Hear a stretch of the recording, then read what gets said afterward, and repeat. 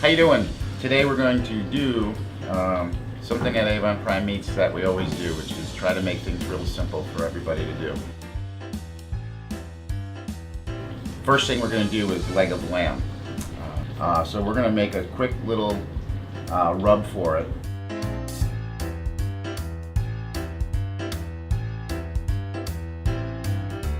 Once we've seared it for about 15 minutes at about 400 degrees, we're going to reduce the temperature down to about 325, and we're going to let it go, again, depending on how you like it cooked, but probably about 45 minutes to an hour until it reaches about 130 degrees, which is a nice medium rare.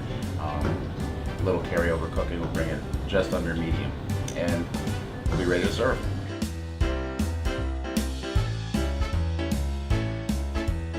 As far as taking out the lamb leg, the first thing we want to do is remove the netting and the ties that keep it together, and then we want to take it and just slice it as thin or as thick as you want, but normally it's maybe like a 1/4 inch.